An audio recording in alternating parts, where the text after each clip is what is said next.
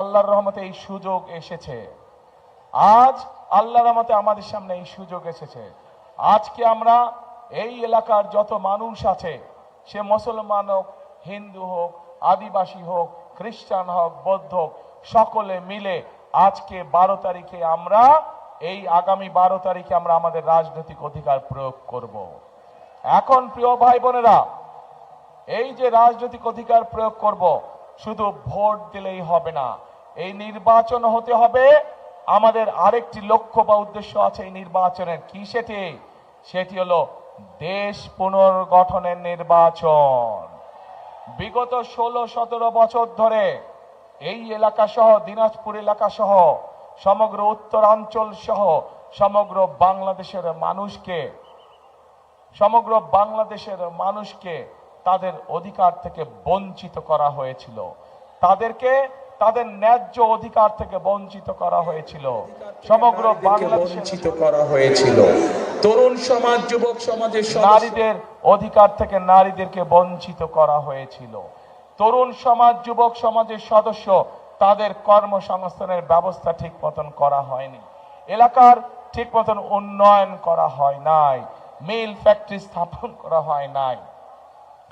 বাংলাদেশের ভবিষ্যৎ সন্তান যারা, তাদের শিক্ষার ব্যবস্থা ঠিকভাবে করা হয় নাই, এলাকার রাস্তাঘাটে ঠিকভাবে পুনর্নির্মাণ করা হয় নাই, মেরামত করা হয় নাই, হাসপাতালগুলোতে ঠিক মতন ডাক্তারের ব্যবস্থা করা হয় নাই, স্কুল কলেজগুলোতে ঠিক মতন শিক্ষকদের ব্যবস্থা করা হয় নাই। প্রিয় ভাই বোনেরা, এই অবস্থার পরিবর্তন করতে হবে। আপনারা কি এই অবস্থার পরিবর্তন করতে চান? তাহলে প্রিয় ভাই বোনেরা, আমরা অতীতে দেখেছি ধানের শীষ যতবার দেশ পরিচালনার দায়িত্বে ছিল, ধানের শীষ চেষ্টা করেছে যে এলাকার উন্নয়ন করতে, স্কুল কলেজ, রাস্তাঘাট, মসজিদ, মাদ্রাসা নির্মাণের চেষ্টা করেছে। ধানের শীষ চেষ্টা করেছে কিভাবে নারীদের শিক্ষার ব্যবস্থা করা যায়। ধানের শীষ চেষ্টা করেছে কিভাবে বেকারদের কর্মসংস্থানের ব্যবস্থা করা যায়। প্রিয় ভাই বোনেরা, এই দিনাজপুর অঞ্চলকে সমগ্র বাংলাদেশ জানে কৃষি প্রধান দেশ হিসাবে, কৃষি প্রধান এলাকা হিসাবে, তাই তো নাকি? এখন এই কৃষি প্রধান যে অঞ্চল, কৃষি প্রধান যে এই এলাকায় আমরা চাই কৃষির সাথে সম্পর্কিত শিল্প গড়ে তুলতে ধীরে ধীরে, যাতে করে কৃষির সাথে, যেমন এই এলাকার লিচু বিখ্যাত, বাংলাদেশ বিখ্যাত, জগৎ বিখ্যাত এই এলাকার লিচু, কিন্তু এই লিচুকে প্রক্রিয়াজাতকরণের মাধ্যমে আমরা বিদেশে রপ্তানি করতে পারবো, কিন্তু সেইটা এখনো করা সম্ভব হয়নি।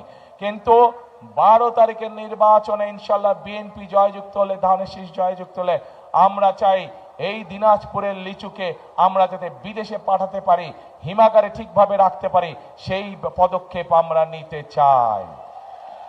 প্রিয় ভাই বোনেরা, এই এলাকার কাঠারিভোগ চাল জগৎ বিখ্যাত, এই এলাকার কাঠারিভোগ চাল, এই চালকে আমরা পৃথিবীর আনাচে কানাচে রফতানির মাধ্যমে পৌঁছে দিতে চাই। আপনারা কি চান? ইনশাল্লাহ আমরা সেই কারখানা এখানে তৈরি করতে চাই। লিচুর জন্য আমরা লিচু যাতে প্রক্রিয়াজাতকরণের মাধ্যমে সারা পৃথিবীতে পৌঁছে দেওয়া যায়, সেটির কারখানা আমরা এখানে তৈরি করতে চাই। প্রিয় ভাই বোনেরা, এই এলাকায় শুধু রফতানিমুখী বা শিল্প স্থাপন করলেই হবে না। আমাদের এলাকায়, এই এলাকায় বহু তরুণ যুবক আছে, যুবক আছে, যুব সমাজের সদস্য আছে, তাদের শিক্ষার আলো আছে, কিন্তু তাদের কর্মসংস্থান নেই। আমরা চাই এই এলাকায় বিভিন্ন রকম ভোকেশনাল এবং ট্রেনিং ইনস্টিটিউট তৈরি করতে, যার মাধ্যমে এই এলাকার ছেলে মেয়েদেরকে আমরা বিভিন্ন বিষয়ে ট্রেনিং দিতে চাই, বিদেশি ভাষা শিক্ষা দিতে চাই আমরা, যার মাধ্যমে তারা দেশেই হোক বিদেশেই হোক কর্মসংস্থান করতে পারে, নিজেদের কর্মের ব্যবস্থা করতে পারে। কি ভাই, এটি কি করব আমরা? এই ভোকেশনাল ট্রেনিং ইনস্টিটিউট করব? আচ্ছা, যদি করতে বলতে হবে তো ভাই কি করব, আমি তো বলছি করব, আপনাদের যদি বলেন চাই, তখন ইনশাল্লাহ আমরা করব। চাই ইনশাল্লাহ। এখন প্রিয় ভাই বোনেরা, শুধু তাই নয়, এই যে মঞ্চের চারিদিকে হাজার হাজার মা বোনেরা আছেন, মঞ্চের ডানে বামে হাজার হাজার মা বোনেরা আছেন, এই মা বোনদের শিক্ষার জন্য এই এলাকার সন্তান খালেদা জিয়া, উনি যখন দেশ পরিচালনার দায়িত্বে ছিলেন, তখন সারা দেশে মেয়েদের শিক্ষার ব্যবস্থা ফ্রি করে দিয়ে গেছিলেন ইন্টারমিডিয়েট পর্যন্ত। আমরা চাই আগামী বিএনপি সরকার এই মা বোনদেরকে, যেই মা বোনদেরকে খালেদা জিয়ার শিক্ষার আলো পৌঁছে দিয়ে গেছেন, সেই মা বোনদের সহ খেটে খাওয়া যত নারী আছে, যত গৃহিণী আছে, সবার কাছে আমরা ফ্যামিলি কার্ড পৌঁছে দিতে চাই।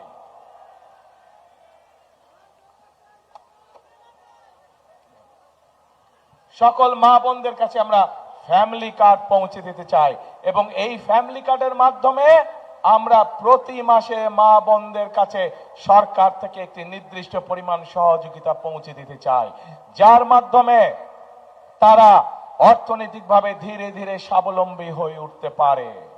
প্রিয় ভাই বোনেরা, আমরা সিদ্ধান্ত গ্রহণ করেছি এই এলাকা সহ সমগ্র বাংলাদেশী কৃষি প্রধান দেশ একটি, সমগ্র বাংলাদেশ কিন্তু দিনাজপুর অঞ্চল কৃষি প্রধান অঞ্চল।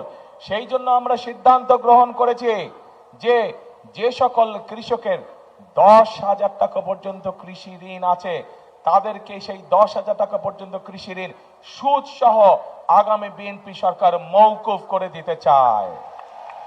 10,000 টাকা পর্যন্ত সুদের এবং ঋণ কৃষক ভাইদেরকে শোধ করতে হবে না, সেটি আপনাদের হয়ে সরকার সম্পূর্ণভাবে সেটা মওকুফ করে দিবে। শুধু তাই নয় প্রিয় ভাই বোনেরা, এই অঞ্চলের বহু মানুষ বিভিন্ন রেজিস্টার্ড এনজিওর কাছ থেকে ক্ষুদ্র ক্ষুদ্র ঋণ গ্রহণ করেছে নিজের জীবনযাপন সংসার চালানোর জন্য, করেছেন না? এই ক্ষুদ্র ঋণও আমরা সরকারের পক্ষ থেকে শোধ করে দিতে চাই। এই ক্ষুদ্র ঋণের বোঝা আমরা চাই না আমাদের এলাকার মানুষ বহন করুক। প্রিয় ভাই বোনেরা, মা বোনদের হাতে যেরকম আমরা ফ্যামিলি কার্ড পৌঁছে দিতে চাই, ঠিক একইভাবে কৃষক ভাইদের হাতে আমরা কৃষি কার্ড পৌঁছে দিতে চাই। যেই কৃষি কার্ডের মাধ্যমে কৃষক ভাইরা তাদের ঋণ পেতে সুবিধা হবে, যেই কৃষক কার্ডের মাধ্যমে আমরা কৃষক ভাইদের কাছে তাদের যে পরিমাণ জমি সেইটি হিসাব করে আমরা তাদের কাছে তাদের প্রয়োজনীয় বীজ, সার, কীটনাশক পৌঁছে দিতে চাই, যাতে করে তাদেরকে অন্যের পেছনে পেছনে ঘুরতে না হয়। সরাসরি সরকারের পক্ষ থেকে সরাসরি কৃষক ভাইদের কাছে তাদের সহযোগিতা পৌঁছে যাবে, যার ফলে ধীরে ধীরে কৃষক ভাইদের অর্থনৈতিক মেরুদণ্ড মজবুত হবে ইনশাআল্লাহ। প্রিয় ভাই বোনেরা, আমরা চাই এই এলাকা সহ সমগ্র বাংলাদেশে এক শ্রেণীর মানুষ আছে যারা জীবন থেকে মৃত্যু পর্যন্ত আমাদের সঙ্গে থাকেন, জীবনের বাঁকে বাঁকে বিভিন্ন বিপদে আপদে আমাদেরকে পরামর্শ দিয়ে থাকেন। কারা তারা হচ্ছেন আমাদের মসজিদ মক্তবের খতিব সাহেবরা, ইমাম সাহেবরা, মুয়াজ্জিম সাহেবরা সহ অন্য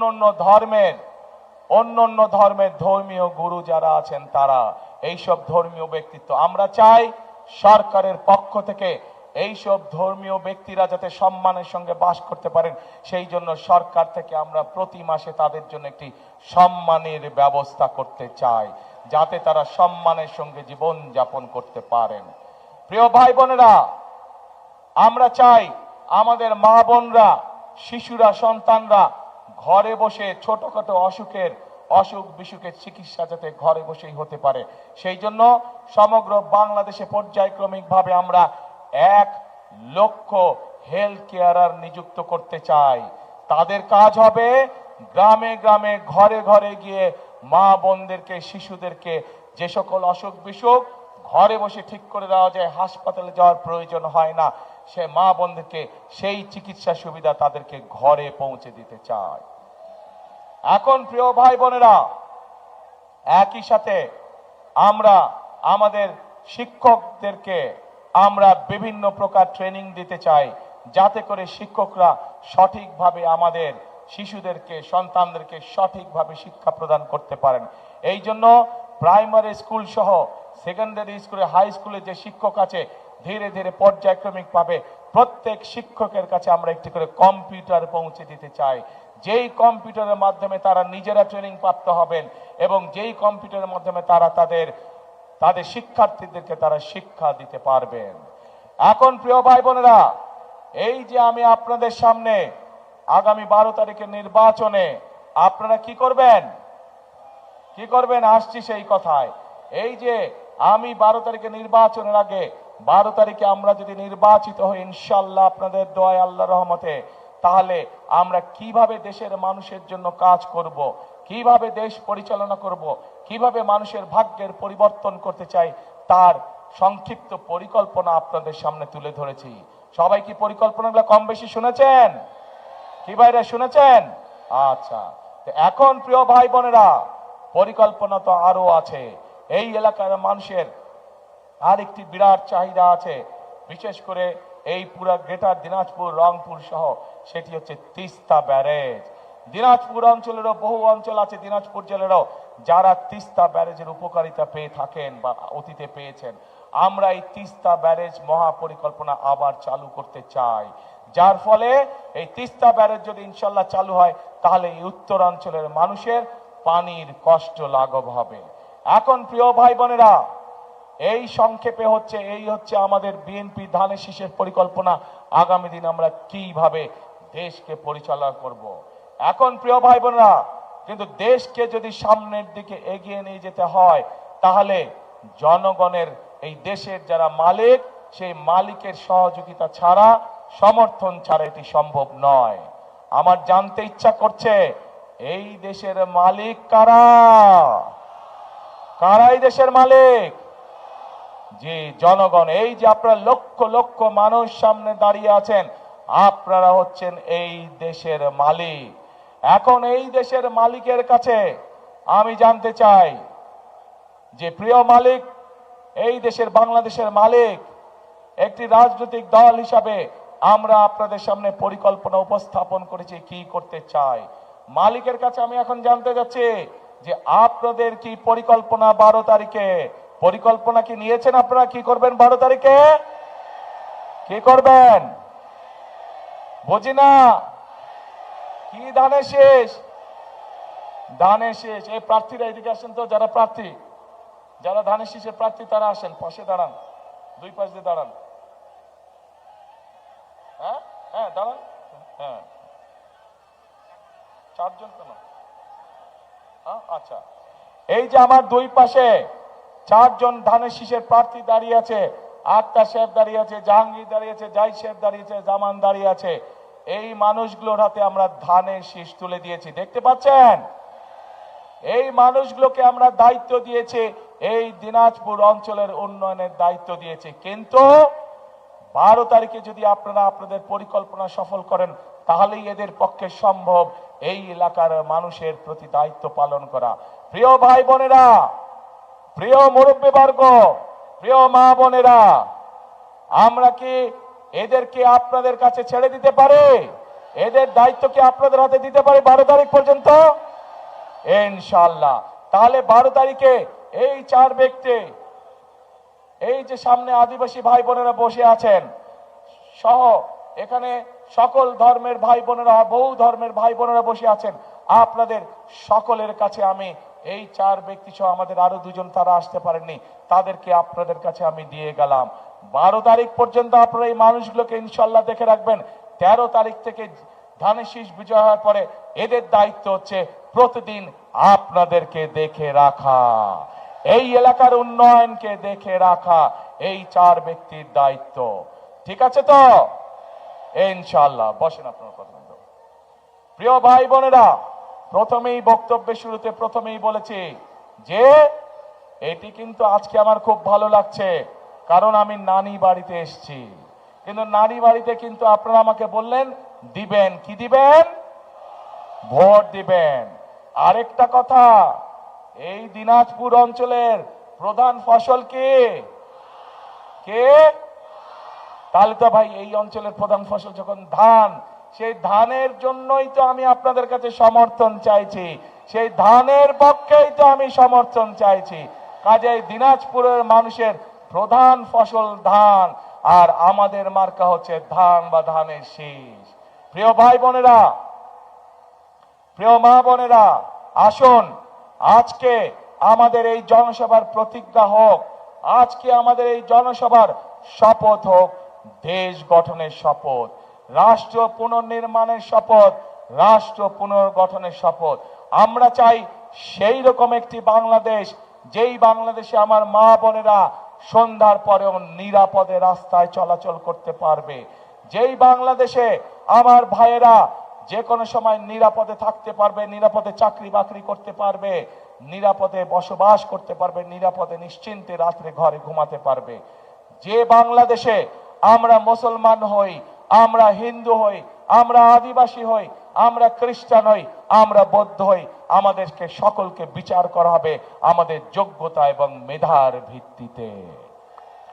আমাদের পরিচয় আমাদের ধর্ম নয়, আমাদের পরিচয় আমাদের জাতে, আমাদের পরিচয় হবে আমাদের মেধা দিয়ে, আমাদের পরিচয় হবে আমাদের যোগ্যতা দিয়ে। আমরা এই রকম একটি বাংলাদেশ গড়তে চাই। এখন প্রিয় ভাই বোনেরা, উপস্থিত মা বোনেরা, আপনারা কি আমার সাথে আছেন সেই বাংলাদেশ গড়তে? কারা কারা আছেন আমার সাথে সেই বাংলাদেশ গড়তে?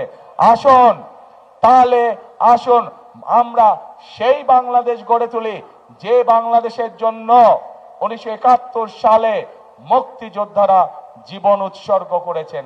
আমরা সেই বাংলাদেশ গড়ার কাজে হাত দেই, যেই বাংলাদেশের প্রত্যাশার সেই বাংলাদেশ, যেই বাংলাদেশের জন্য জুলাইয়ের গণ অভ্যুত্থানে জুলাই শহীদরা নিজের জীবনকে উৎসর্গ করেছেন।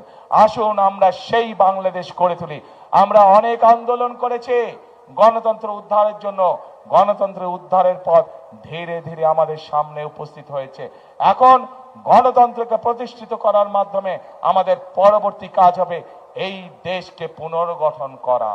প্রিয় ভাই বোনেরা, আজ এই নির্বাচনী জনসভায় আমি হয়তো আমার প্রতিপক্ষ সম্পর্কে, রাজনৈতিক প্রতিপক্ষ সম্পর্কে আপনাদের সামনে অনেক কথা বলতে পারতাম, কিন্তু আমি যদি মানুষ সম্পর্কে গীবত করি, রাজনৈতিক প্রতিপক্ষ সম্পর্কে বকাবকি করি, তাতে কি জনগণের কোনো উপকার হবে?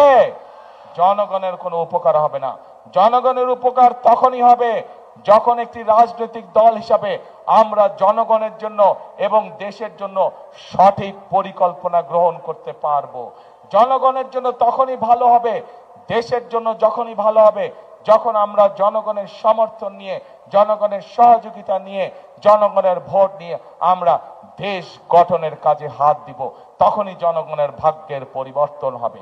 কাজে প্রিয় ভাই বোনেরা, আমাদের ভাগ্যের পরিবর্তন আমাদেরই হাতে। আমরা যদি পরিশ্রম করি, আমরা যদি ঐক্যবদ্ধ থাকি, আমরা যদি একসাথে থাকি, ইনশাল্লাহ আমাদের সেই প্রত্যাশিত বাংলাদেশ আমরা গড়ে তুলতে পারবো। 1971 সালে দেশে যখন যুদ্ধ শুরু হয়েছিল, তখন কিন্তু আমরা দেখিনি কে মুসলমান, কে হিন্দু, কে বৌদ্ধ, কে খ্রিস্টান, কে আদিবাসী। আমরা সকলে একসাথে কাঁধে কাঁধ মিলিয়ে এই দেশকে স্বাধীন করার জন্য যুদ্ধ করেছিলাম। ঠিক একইভাবে জুলাইয়ের গণ অভ্যুত্থানে আমরা দেখিনি কে আদিবাসী, কে হিন্দু, কে মুসলমান, কে বৌদ্ধ, কে খ্রিস্টান। আমরা সকলে কাঁধে কাঁধ মিলিয়ে রাজপথে নেমে এসেছিলাম এবং স্বৈরাচারকে এই দেশ থেকে বিতাড়িত করেছিলাম। প্রিয় ভাই বোনেরা, আজ বাংলাদেশ জাতীয়তাবাদী দল বিএনপির পক্ষ থেকে পরিষ্কারভাবে আমি একটি কথা বলতে চাই। আমরা সকল ধর্মের মানুষকে সাথে নিয়ে শান্তিতে বসবাস করতে চাই এই বাংলাদেশে। আমরা সকল ধর্মের মতের মানুষকে সাথে নিয়ে আমাদের আগামী দিনের প্রত্যাশিত বাংলাদেশকে ধীরে ধীরে গড়ে তুলতে চাই। কাজেই সেই প্রত্যাশিত বাংলাদেশকে যদি গড়ে তুলতে হয়, আমাদেরকে ঐক্যবদ্ধ থাকতে হবে। সেই প্রত্যাশিত বাংলাদেশকে যদি গড়ে তুলতে হয়, আমাদের মধ্যে কোনো বিভেদ রাখা যাবে না। সেই প্রত্যাশিত বাংলাদেশকে যদি গড়ে তুলতে হয়, আমাদেরকে দেশের বিরুদ্ধে, জনগণের অধিকার প্রতিষ্ঠার বিরুদ্ধে যারা ষড়যন্ত্র করছে, তাদের বিরুদ্ধে আমাদেরকে সতর্ক এবং সজাগ থাকতে হবে। প্রিয় ভাই বোনেরা, আজ সময় এসেছে আমাদেরকে ঐক্যবদ্ধ হতে হবে। আমাদেরকে আমাদের প্রত্যাশিত বাংলাদেশ গড়তে হবে। আমাদেরকে পরিশ্রম করতে হবে। পৃথিবীর অন্য যে সকল উন্নত দেশ আছে, তারা যদি পরিশ্রম করে তাদের দেশকে গড়ে তুলতে পারে, তাহলে আমরা কেন বাংলাদেশের মানুষ আমাদের দেশকে গড়ে তুলতে পারবো না? সেই জন্যই আমি একটি কথা বলি, কথাটি আপনারা ভাই বোনেরা সকলেই শুনেছেন। আমি আপনাদের সকলকে অনুরোধ করব, আসুন এটাই হোক আমাদের প্রতিজ্ঞা, এটাই হোক আমাদের শপথ। কি সেটা? করব কাজ। কে ভাই? করব কাজ, গর্ব দেশ। সবার আগে হইল না। নানি বাড়ির মানুষজনের গলার জোর কমে গেছে।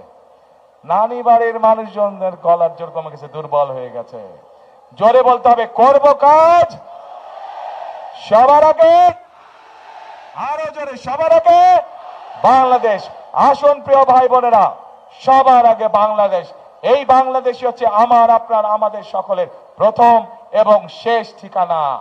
আপনাদের এই এলাকার সন্তান খালেদা জিয়ার বিরুদ্ধে শত ষড়যন্ত্র হয়েছে, হুমকি হয়েছে, মৃত্যুর দিকে তাকে ঠেলে দেওয়া হয়েছে, কিন্তু উনি আপনাদেরকে ছেড়ে চলে যান নাই। উনি এই বাংলাদেশেই ছিলেন। খালেদা জিয়া আপনাদেরই সন্তান, আপনাদেরই এই এলাকার মেয়ে। সেই খালেদা জিয়া বলে গিয়েছেন, বাংলাদেশই আমার প্রথম ঠিকানা, বাংলাদেশই আমার শেষ ঠিকানা। তাই আসুন, খালেদা জিয়ার সেই কথাই হোক আমাদের জীবনের সবচেয়ে বড় লক্ষ্য এবং উদ্দেশ্য। বাংলাদেশই হোক আমাদের প্রথম ঠিকানা, বাংলাদেশই হোক আমাদের শেষ ঠিকানা। আল্লাহ হাফেজ। বাংলাদেশ জিন্দাবাদ, বাংলাদেশ জাতীয়তাবাদী জিন্দাবাদ।